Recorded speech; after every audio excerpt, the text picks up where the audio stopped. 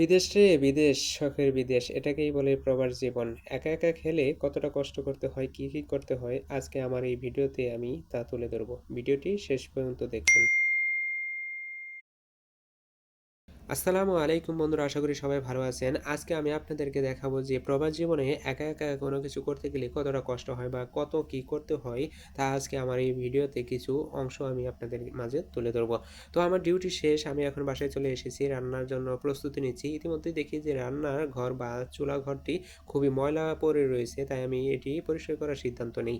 এক সাইডে আমি পরিষ্কার করার পর সেখানে আমি ভাত রান্না বসিয়ে দিই এবং অপর সাইডে পরিষ্কার করা বাকি ছিল, সেখানেও আমি ভালোভাবে সেগুলি পরিষ্কার করে নিচ্ছি। দেখতেই পাচ্ছেন এখানে বুট এবং চাকুটি আমিও পরিষ্কার করে নিলাম, কিছুক্ষণ পরে কাটার জন্য দরকার পড়বে।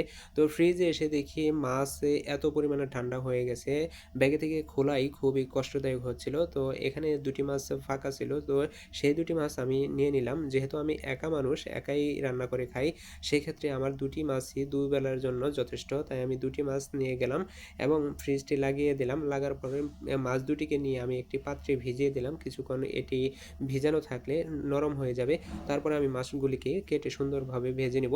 তো এখানে দেখতেই পাচ্ছেন যে একটি বুট বসিয়েছি। এই বুটটি সাধারণত আমি এখানে বসিয়েছি কারণ হচ্ছে এখানে হাতের নাগালে কোনো কিছু অতি সহজেই রাখার জন্য, যেন রান্নার কাজে খুবই সহজেই কোনো কিছু নেওয়া যায় বা ধরা যায়। যেমন তেল, লবণ, পেঁয়াজ, রসুন ইত্যাদি এখানে রাখার জন্য বা হাতের কাছে খুবই হাতের নাগালে পাওয়া যায়, তার জন্য এটি বসিয়েছি। তো এখন আমি পেঁয়াজ ৩ টি নিয়ে নিলাম একটি পাত্রে।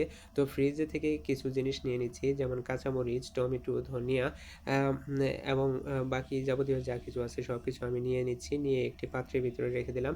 তো আপনারা কিন্তু দেখতেই পাচ্ছেন আজকে রান্না করব লাউ। তো কার, কার লাউ খেতে ভালো লাগে অবশ্যই ভিডিওর কমেন্টে বলে যাবেন।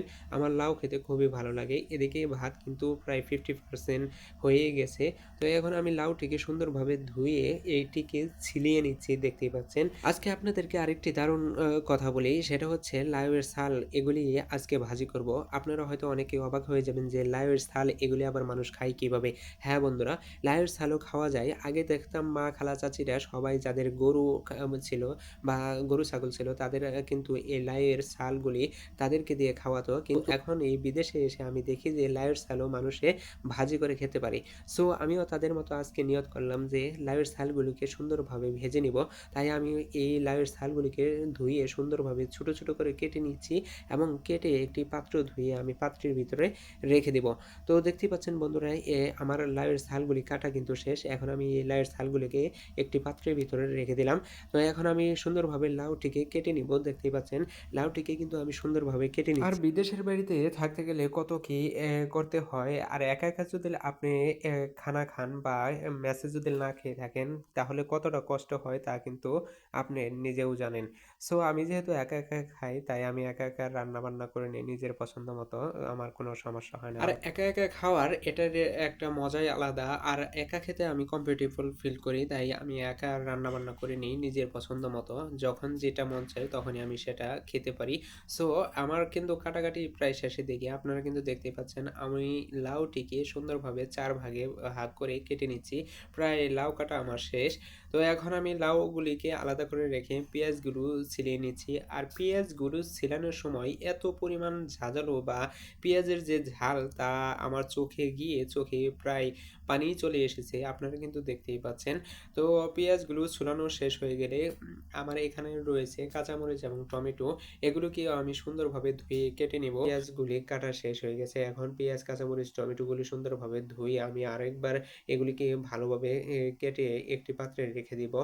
আরেকটি কথা, যারা, যারা বিদেশে থাকেন, একা, একা কাজ করেন, তারাই একমাত্র কিন্তু বুঝতে পারেন যে বিদেশে ১২ ঘন্টা ডিউটি শেষে রুমে এসে রান্না করে, খাওয়া-দাওয়া করে, গোসল করে ঘুমানো কতটা সময় চলে যায়। এমনভাবেই কাজ করতে হয়। সো আপনাদের মাঝে সামান্য অল্প একটু ভিডিও আপনাদের মাঝে তুলে ধরলাম। সকল প্রবাসী ভাই ও বোনেরাই এমনভাবেই প্রতিনিয়ত ডিউটি শেষে রুমে এসে রান্নাবান্না করে, খাওয়া-দাওয়া করে তারপরে ঘুমায় আমার মতোই। তো তারই সামান্য কিছু ভিডিও আমি আপনাদের মাঝে তুলে ধরলাম।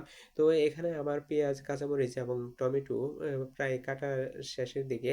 পেঁয়াজ, কাঁচামরিচ এবং টমেটো প্রায় কাটার শেষের দিকে। তো দেখতে পাচ্ছেন সবকিছু একটি পাত্রের ভিতরে রেখে দিলাম। এখন আমি লাউগুলিকে একটু ধুয়ে নিব। ধুয়ে একটি পাত্রের ভিতরে রেখে দেব।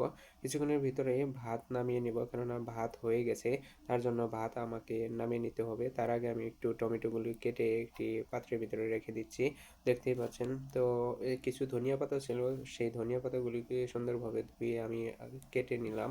তো কেটে রাখার পর আমি এদিকে ভাতগুলিকে নামিয়ে নিলাম। নামানোর পরে আমি একটি চুলাতে বসিয়ে দিলাম, যে আগে যে কেটে রেখেছিলাম লাউয়ের শাকগুলো, সেগুলি ভাজার জন্য আমি কড়াইতে পেঁয়াজ, কাঁচামরিচ এবং রসুন সমস্ত কিছু দিয়ে দিলাম। দেওয়ার শেষে আপনারা কিন্তু দেখতেই পাচ্ছেন লাউয়ের শাকগুলি এখন কিন্তু ভাজা শেষ হয়ে গেছে।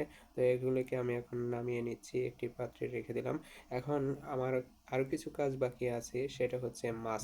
মাছগুলিকে আমি অনেকক্ষণ আগেই ভিজিয়ে রেখেছিলাম, এখন এই মাছগুলিকে আমি কেটে নিব।